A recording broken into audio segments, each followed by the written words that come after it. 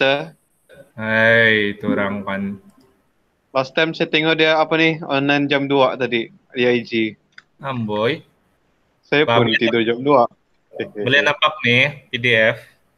Boleh. Oke. Boleh. Jadi um, sebenarnya minggu lalu kita sudah belajar 1.1.5 membincangkan implikasi sosial berkaitan penggodam dan cetak rompak perisian. Ya, hari ini kita akan tengok 1.16 dengan 1.177. Oke. 1.1.6 mengkaji undang-undang cyber di antara negara. 1.17 mengkaji kerjaya yang berkaitan dengan bidang pengkomputeran masa hadapan. Oke. Kita seulang lagi yang 1.1.5 lah. Apa yang perlu kita belajar di ini membaca saja nih banyak lah. Membaca dan kamu goreng lah masa kamu buat nanti soalannya keluar begitu kan kamu goreng saja sampai dia masak lah. Siapa mana satu dunia?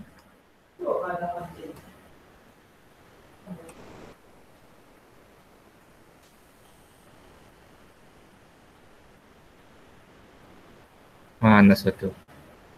Oh, lagi cek sini.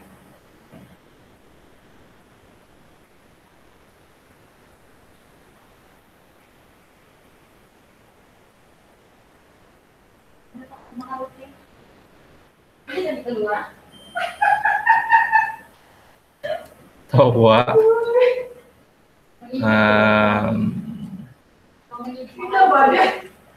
Dia mau mengode.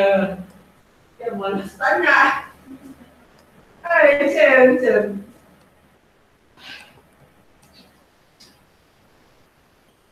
Oke, so seperti yang kamu tahu, cetak rompak nih memang dulu berleluasa di negara kita lah, tapi sekarang cetak rompak nih kurang sebab orang tidak lagi beli CD kan, dia cuma beli tengok YouTube dapat sedangkan dia tengok tuh benar-benar. Tapi sebenarnya cetak rompak nih berleluasa di dalam internet.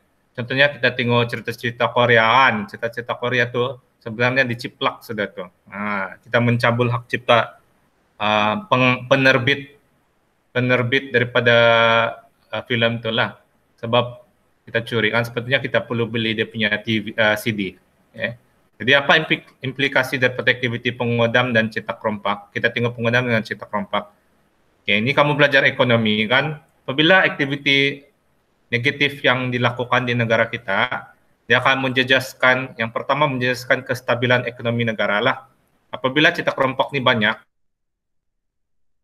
dan pengodam, tentunya kita punya ekonomi negara kita akan jadi down lah.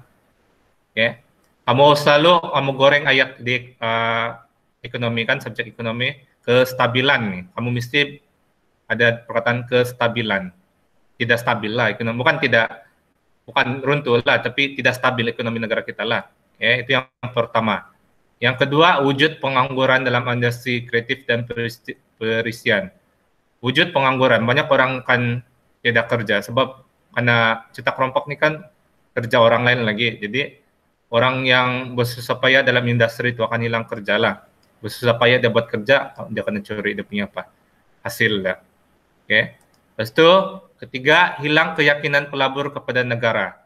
Oke. Kita tahu pendapatan negara kita nih hasil daripada pelaburan daripada luar negara kan.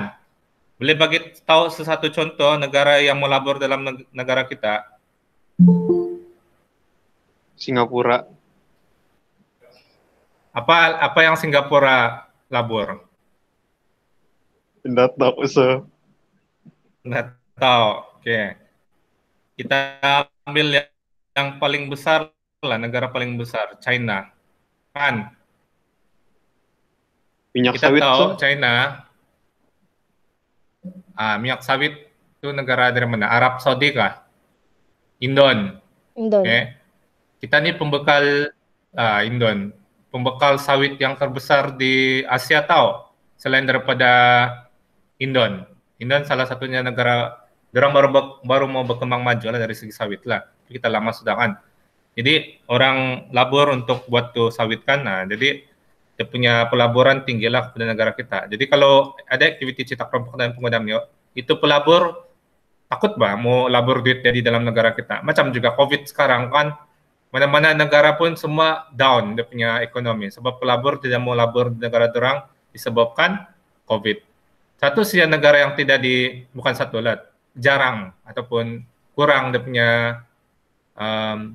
kena COVID, yaitu negara Vietnam. Okay. Sekarang Vietnam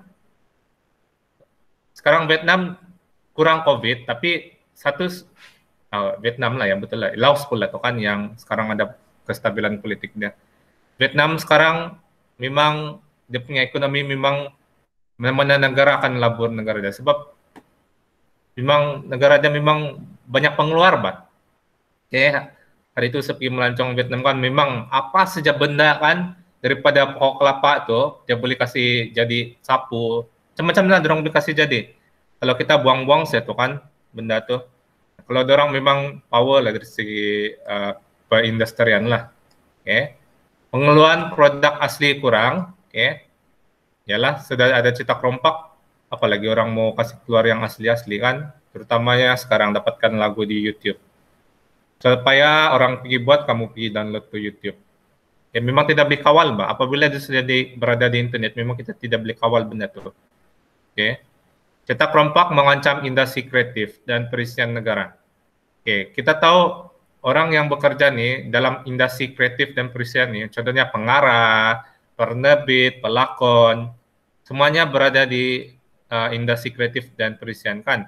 Jadi dia akan mengancam kita punya industri bah.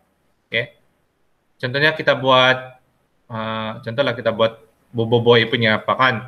Bobo Boy punya film, tetapi ada lagi Bobo Boy versi kedua, yaitu Indon.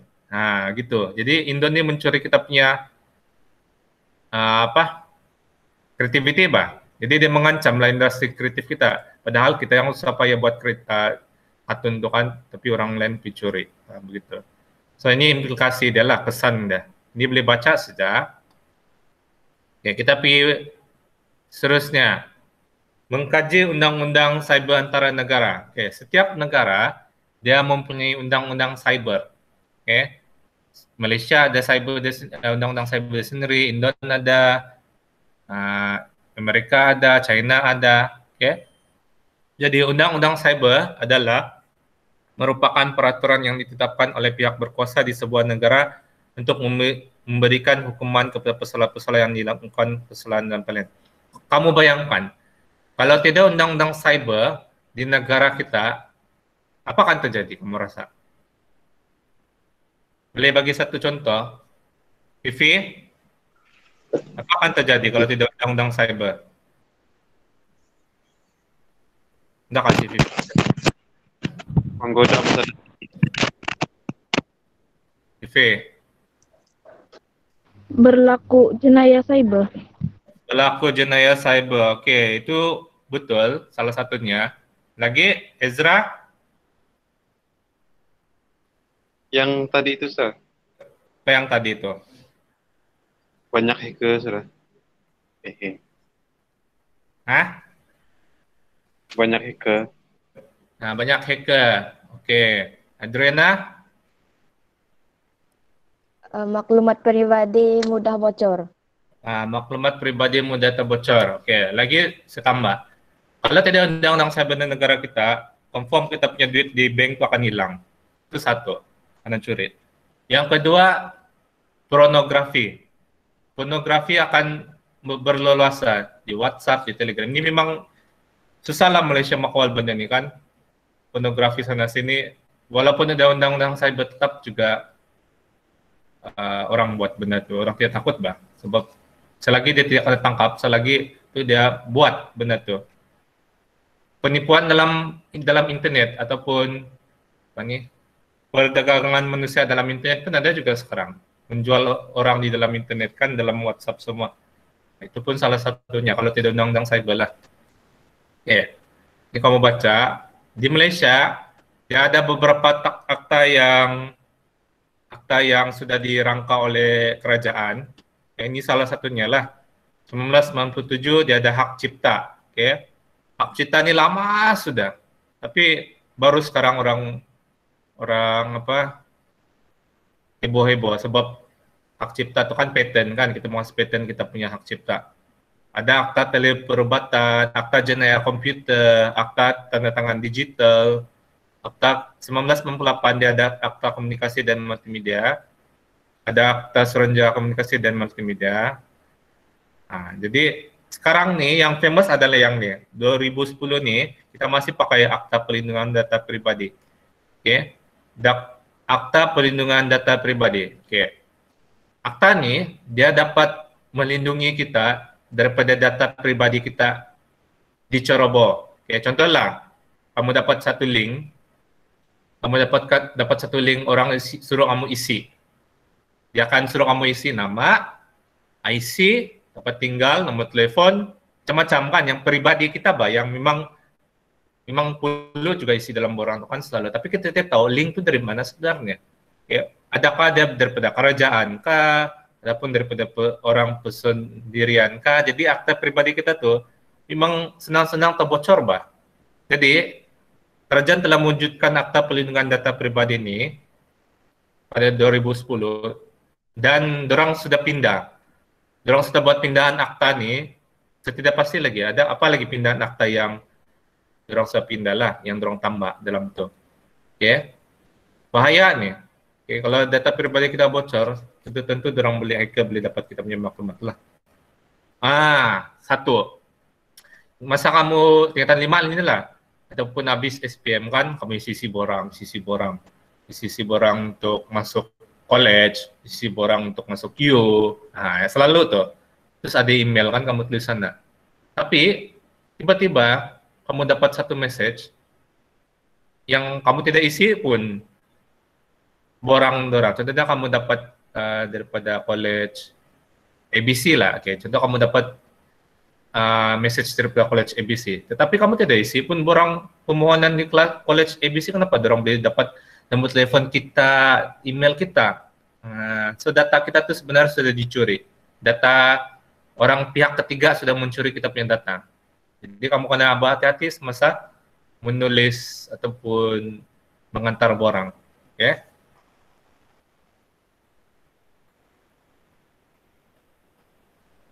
Banyak lagi akta yang kita tidak dapat bincang di sini. Ini yang salah satu yang secerita nih lah.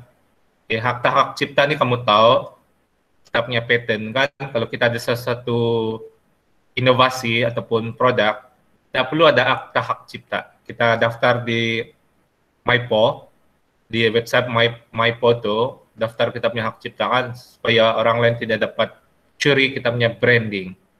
Oke? So, salah satunya lah hak cipta. Oke, kita tengok 1.16. Berapa orang kita di dalam nih? 1, 2, 3, 4, 5, baru 5. Oke. Perbezaan undang-undang antara cyber antara negara. Oke. Kita ambil beberapa negara saja untuk membuat contoh di sini. 1, 2, 3, 4. Oke. 4 negara yang disarankan di dalam buku teks kita nih. Setiap negara mempunyai undang-undang cyber yang tersendiri ya. Kita lihat yang daripada Amerika Syarikat. Oke. Dia punya akta adalah Akta Jenayah Komputer 1986 daripada Jabatan of Justice. Daripada Department of Justice apa? Jabatan Kehakiman kan ya. Oke. Ada Akta Jenayah Komputer 1986.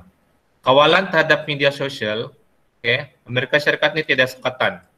Oke, memanglah kita tahu Amerika Syarikat ini memang penggeluar media apps yang social apps kan, contohnya Facebook, WhatsApp, memang pengeluar lah orang di sana. Jadi memang tidak sekatan lah orang sana kan. Oke, isu kebebasan bersuara. Oke. Amerika Syarikat ada kebebasan untuk bersuara. Kamu post saja apa barang di Facebook, dorang post saja apa yang dorang tidak post hati di Facebook memang akan viral kan. Jadi dorang ada kebebasan untuk bersuara lah. Oke, dorang mogok apakah di Amerika Syarikat kan ada kebebasan. Isu kelucahan, oke. Ada kebebasan. Oke, kita tahu juga kan kalau kamu tengok iklan-iklan kan kebanyakannya daripada mereka kan. Kecuali pornografi kanak-kanak lah. tidak boleh dibenarkan, tidak dibenarkan pornografi kanak-kanak. Oke. Anak-anak dorang umur 16 tahun kah? Jadi kita tidak boleh rekam video kanak-kanak. Tidaklah bahkan kamu nampak di Amerika Serikat punya video yang kanak-kanak buat pornografi kan. Melainkan itu lakonan lah. Oke. Untuk perjudian pun tidak menghalang, kecuali perjudian haram lah. Di bawah Akta Penguatkuasaan Penjudian Internet Tidak Sah 2006. Oke.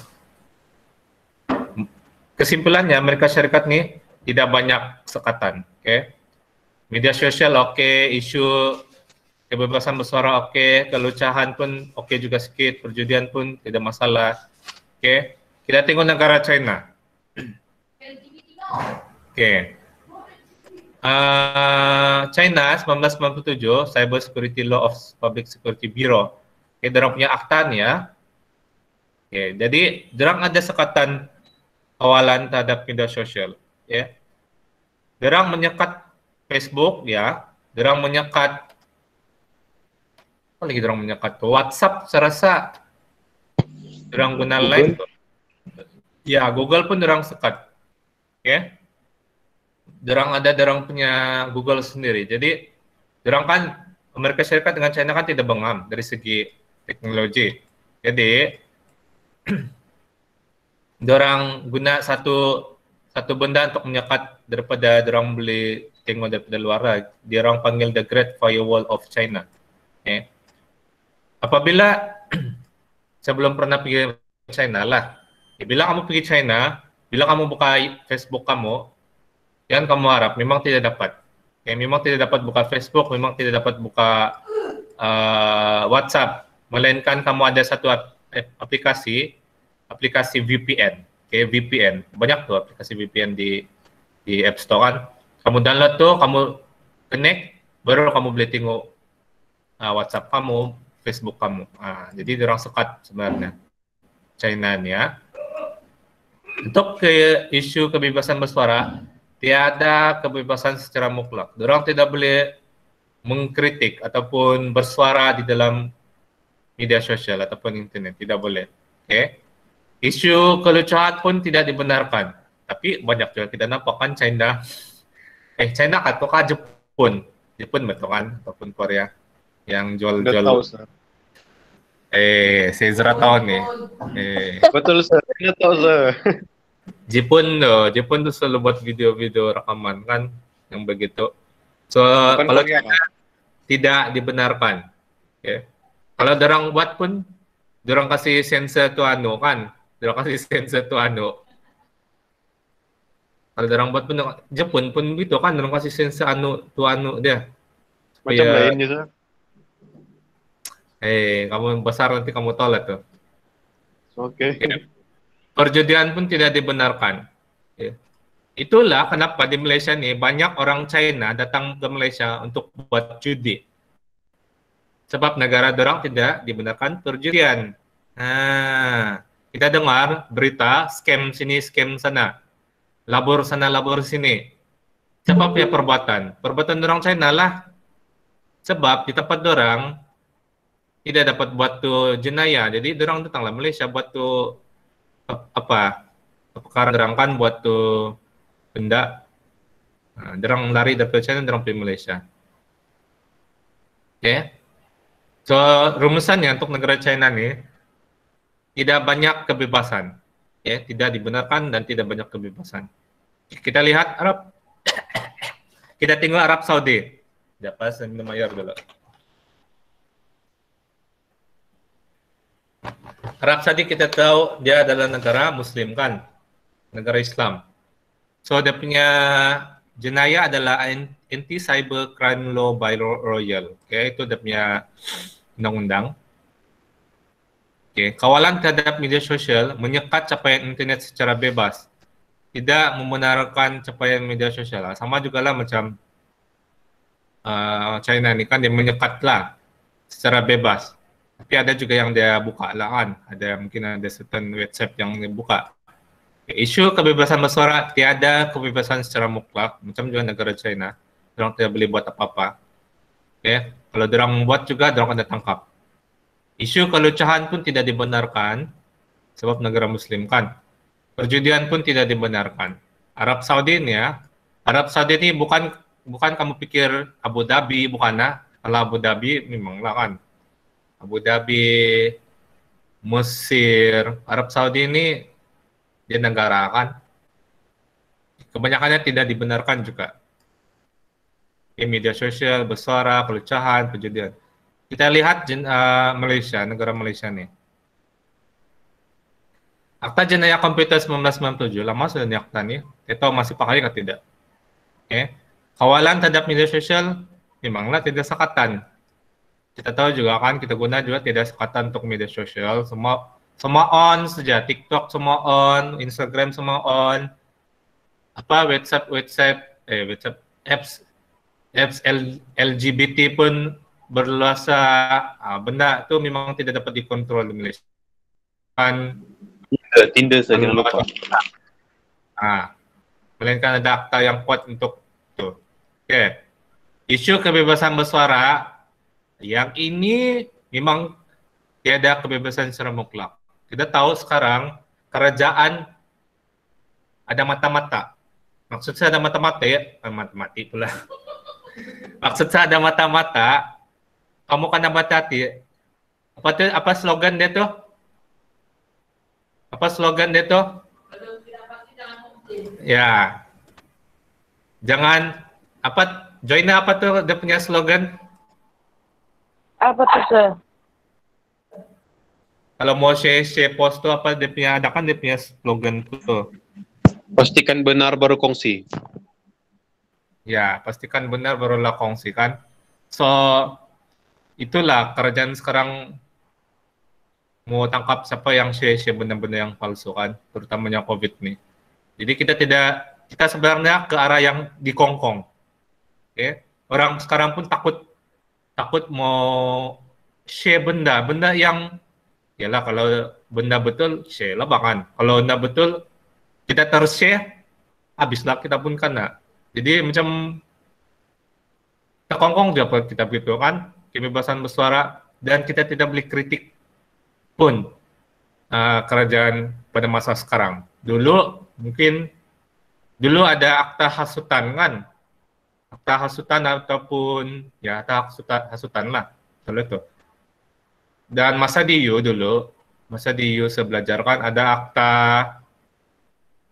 bukan di U, masa zaman belajar ada akta ISA, oke, ada akta ISA. Kamu teka siapa YB yang pernah masuk penjara gara-gara akta ISA? Coba boleh kasih tahu saya. Kami lahir kata itu saya. Macam belum nih kali ya. Akta ISA ini dia macam melawan kerajaan, Mbak. Ataupun akta yang kau melawan pemerintah, kau akan kena akta ISA. Salah satunya pemimpin kita adalah Datuk Sri Anwar lah. Dia salah satunya yang dipenjara karena akta ISA. Sebab dia kan melawan Mahathir dulu kan. Salah satunya lah. Kalau Anwar pemimpin Ibrahim.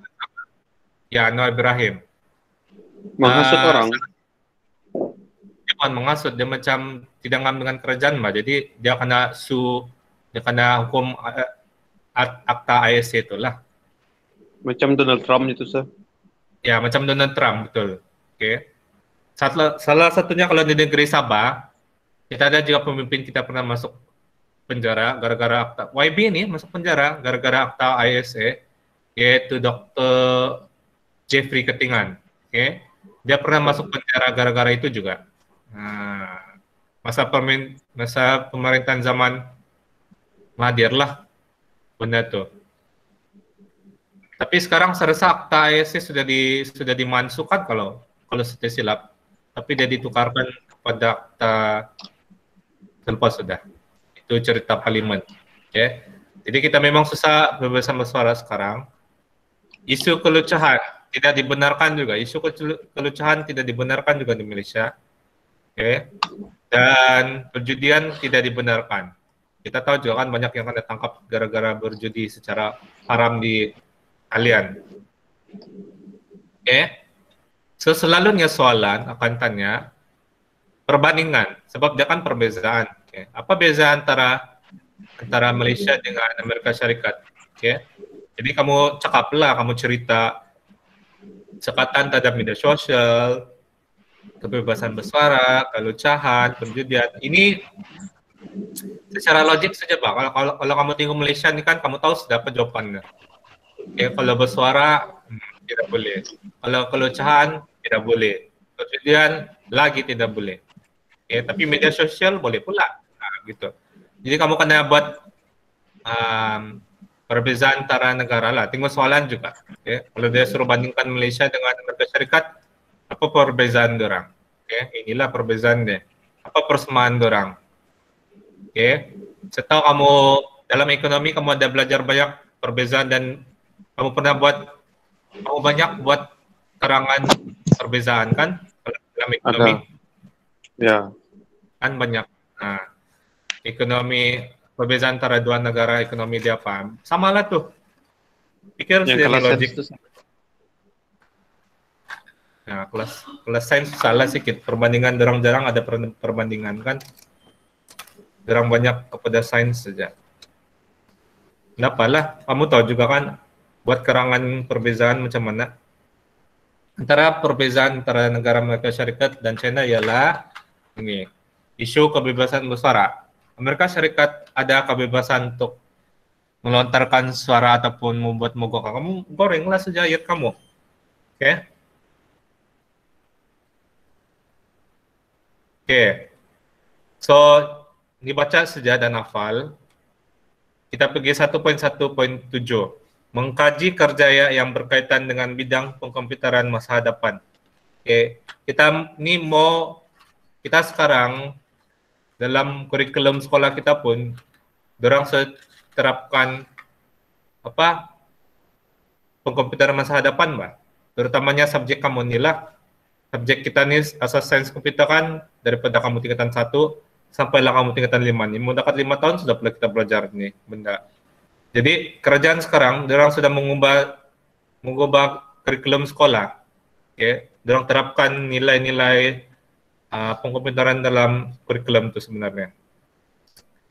Guru-guru pun sekarang kan disebabkan COVID-19 nih, guru-guru terpaksa guna Telegram, Google Meet, semua kan terpaksa nih kami guna.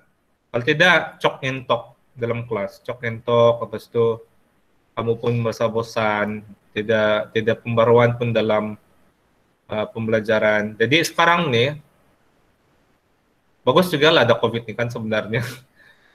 Dia dapat memaksa guru-guru kita untuk lebih kreatif.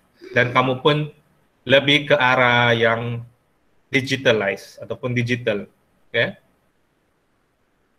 Saya baru terbaca tadi pagi satu artikel mengenai dengan Jepun. Okay? Jepun kata, ya Jepun. Jepun kemarin gempa bumi kan. Jepun, saya terbaca ada punya artikel, dorang post jadwal batu.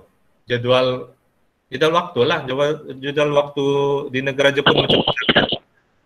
Jadi, jika ada orang komen lah, saya baca juga orang punya komen kan, dorang cakap kurikulum di Jepun tuh tidak boleh dipakai di negara kita. Sebab negara Jepun punya kurikulum tuh outdated bah, yang memang old school, memang yang dorang ajar dorang macam mana mau menjahit, macam mana mau buat, macam mana mau kasih bersih kelas dorang, macam itulah orang komen-komen kan. Kita nih Malaysia nih sudah maju sebenarnya. Kita mau kepada kurikulum Harvard bah. Okay, kita British, kita mau kepada British. Kurikulum kita kan daripada British dari dulu. So kita nih mau kepada British, mau kepada masa hadapan. Yang Jepun nih dia mau kepada nilai kemahiran, nilai, kamu tahu kan juga orang Jepun nih pergi sekolah, dorang kasih bersih kelas, dorang makan pun dorang kasih sedia sendiri dalam kelas. Kalau kita di Malaysia kena buat begitu, kamu rasa? Kena marah sudah, suruh anak menyapu dalam kelas. Apalagi kalau mau buat masak-masak di dalam kelas. Masak-masak mungkin boleh lah. Jepun memang ya, tapi dorong negara yang paling maju, bah. Kamu dapat bayangkan, dorong dapat mengeluarkan teknologi yang begitu 10 tahun ke hadapan daripada kita.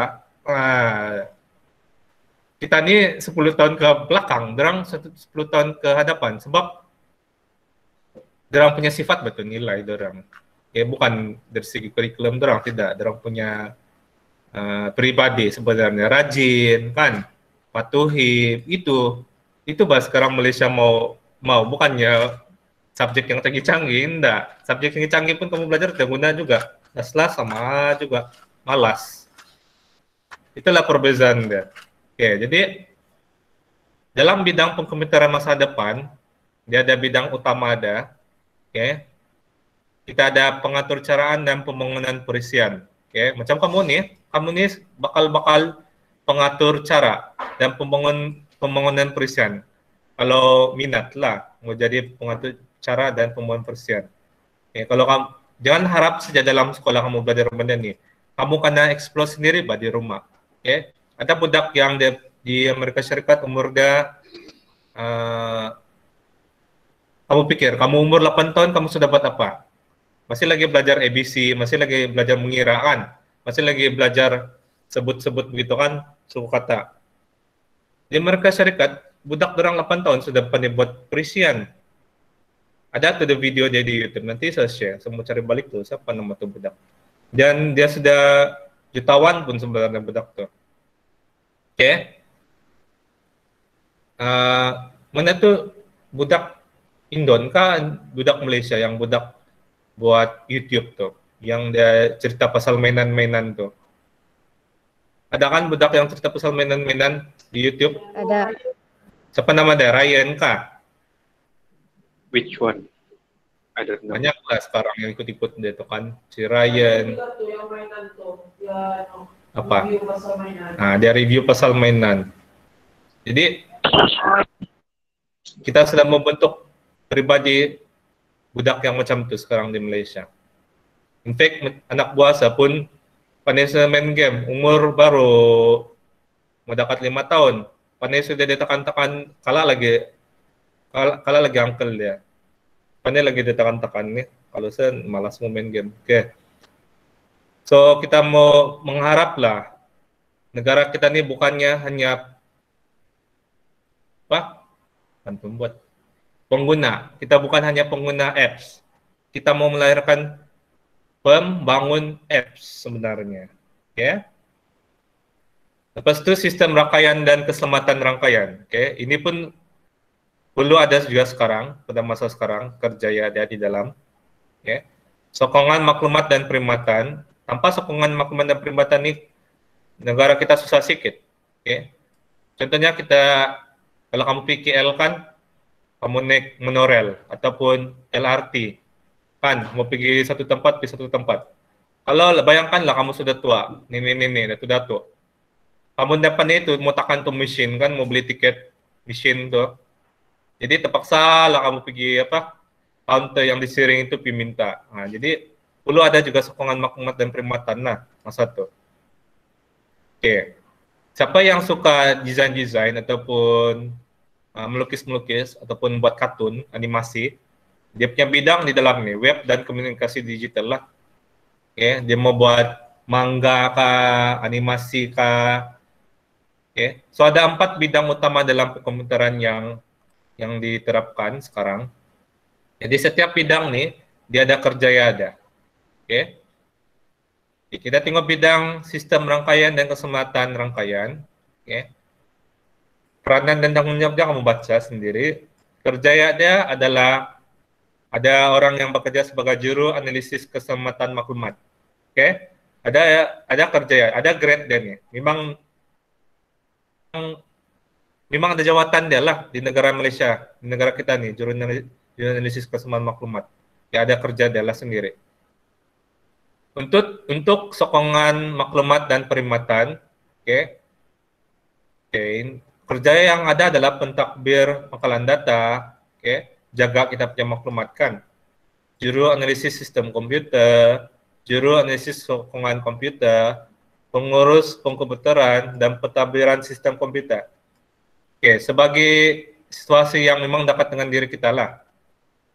Oke, kalau kamu lepas sudah habis form 5 nih, kamu kerjalah kunun di Bestamat kan di Sepitang tuh. Oke. Kita tahu Bestamat dorang ada mesin dorang sendiri kan, cashier kan. Sekarang cashier kita scan saja barcode-barcode yang ada di produk tuh kan, di makanan tuh, terus masuk ke dalam komputer kan. Kamu bayangkan, siapa yang handle benda tuh? Oke. Selalu jasa nampak iklan di Bestamat tuh kan, dorang akan cari satu jawatan yaitu dorang panggil apa tuh? IT technician kah, technical IT kah, ataupun ada IT begitulah nama dia. Jadi kalau kamu belajar, itulah kamu hebat belajar kalau sains komputer ini kan, kamu tahu benda IT ini. Jadi kamu boleh terapkan masa kamu bekerja di Bestamat tuh, kamu cakap lah, masa kamu main TV, saya ada belajar begini, saya ada tekan-tekan begini di komputer. Jadi orang tuh akan ambil kamu sebagai pekerja dalam masa tuh. Mungkin dia mau tahu jualan pada hari itu, oke, berapa yang terjual, ataupun ada masalah komputer tuh nggak dapat on ke barcode, tidak boleh scan ke. Jadi kamu ada kemahiran di situ yang boleh diterapkan masa kamu belajar, oke. Pengatur caraan dan pembangunan perisian, oke. Ini banyak dia punya kerja ya lah, pembangun perisian, pengatur cara komputer. Jadi kamu sekarang masa kamu buat project, kamu adalah seorang pengatur cara komputer lah. Oke, apa bahasa yang kamu guna? Java. Dulu kamu guna Python kan? So sekarang kita guna Java saja dengan 4 dan 5. 5 kita guna HTML, CSS semua. Ya ini bahasa-bahasa yang lain lah, yang ada di dunia yang boleh dipelajari. Oke. Web dan komunikasi digital. Oke. Dia ada kerja ya sebagai pembangun laman web, pembangun perisian multimedia, pakar media digital. Ya ini orang yang buat poster-poster. Oke, infografik yang kamu dapat di Majelis Negara tuh kan, MKN tuh kan. Ada orang yang sebenarnya buat infografik tuh. Mereka grafik dan multimedia ini orang yang buat kartun lah, buat kartun Boboiboy, Upin Ipin, oke. Banyak sebenarnya kerja ya yang ada di dalam bidang ICT lah, yang sekarang diperlukan dan kurang sebenarnya ada orang yang boleh mengisi jawatan tuh sekarang di Malaysia. Oke, jadi kamu perlu ambil peluang untuk belajar lagi. Lepas Form 5 nanti, kalau masuk U, belajarlah bidang-bidang yang berkenaan dengan ICT. Kamu tidak akan menyesal, aku kasih tahu kamu. Kamu tidak akan menyesal belajar bidang ICT. Sebab kita kan ke arah benda tuh. Bukannya kita nih ke arah yang menanam kelapa sawit, tanam buah tarung, kan? Bukan. Kita tuh lama sudah tuh dulu. Sekarang kita ke arah benda yang digital. Oke. In fact, siapa yang ambil sains nanti kamu dapat aplikasi juga nih masa kamu guna benda-benda digital di dalam makmal kan. Masa di U kamu akan dapat peralatan-peralatan yang digital tau. Oke. Jadi tidaklah juga kamu kaku kan bila kamu ada subjek ICT kamu ambil di sekolah juga kamu kaku kan, takut mau pegang ke benda. Nah, itu sebenarnya kamu perlu aplikasi dalam kehidupan harian. Oke. Sebelum pikir lagi apa yang perlu dibuat untuk topik ini. Oke, sebenarnya semua kamu cari maklumat mengenai ini baca pembangunan laman web semua nih. Oke. Saya pikir dulu macam mana buat pembentangan kah? Nanti sebagai kamu masalah, tapi minggu depan SPM sudah pula kan. Sejaga example lah nih. Kita tahu macam mana PDPR kamu. Ya.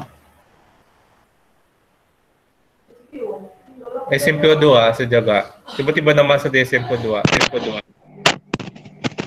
Kalau begitu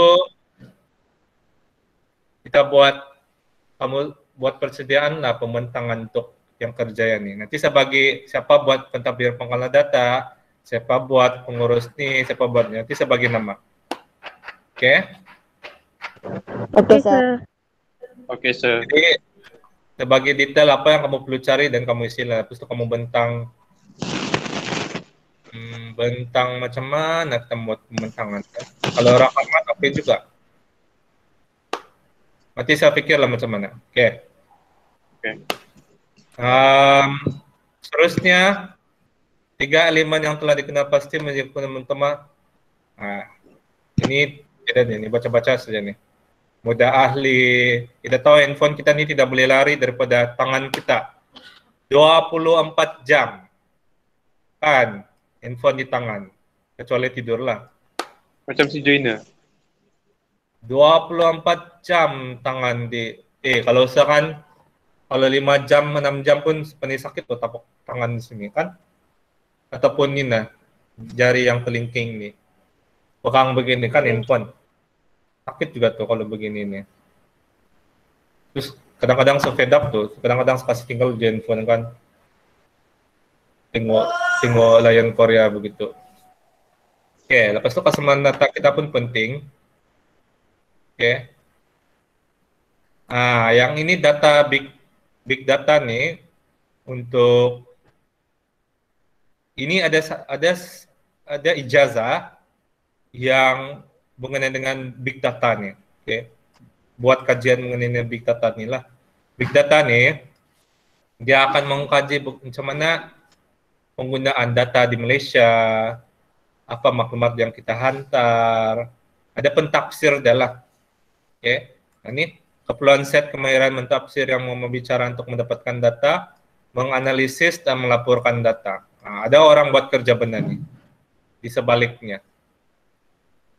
Oke, contohnya kita guna Google Meet nih kan. Bila kita guna Google Meet nih, dorang akan kaji itu. Google Meet nih berapa data yang kena makan. Data kita. Adakah dia apa nih? mesra pengguna kah tidak Google Meet nih begitu? Tidak. Sebab tidak juga makan banyak data sebenarnya. Oke. So kita habis untuk topik yang depan nih. Coba dia baca-baca saja nih kan. Baca saja. Ulang balik yang di depan nih, yang topik nih. Jawab satu soalan pun. Mana tuh kita punya subtopik aneh. Oke, kita habis sudah yang inilah 1.1.1 sampai 1.17 nih. Oke. Yang kita belajar yang Caesar cipher saja yang perlu kamu pandailah, kemahiran yang lain tuh main baca saja. Oke. Pas nanti kita akan setting dalam masa macam mana mau atur masa seni supaya dapat PDPR. Kita akan masuk ini juga lah nanti minggu depan. Tunggu lah macam mana. 1.2.1, 1.2.2 ini. Lepas itu harap kita punya PKP ini tidak berlarutan sampai bulan 4. Cukuplah sampai bulan 3. Lepas itu kita akan belajar Get Logic. Get Logic ini topik yang paling best. Okay. Ini dalam fizik kamu udah belajar nih, Get Logic ini nanti. Orang-orang fizik. Nggak tahu sih, mungkin. Belum lagi kali. Belum tahu lagi. Ya, kamu akan belajar nih, masa di fizik juga Get Logic nih. Form 5 kalau iya, Form 5 lah kamu belajar nih. Tapi senang aja pun Get Logic nih, nggak susah. Oke. So, wah, mau berapa jam kita nih? 1 jam lah. So, itu saja. Saya akan bagi latihan, kamu cari dulu di buku latihan. Setengah jam nih. Lepas itu antara.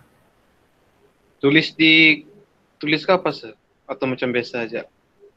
Macam biasa lah, kalau mau edit di gambar. Kalau nggak mau tulis dalam buku. Oke. Oke. Oke. Bah, secari latihan dulu. Bye. Oke, Bye, thank you, sir. sir.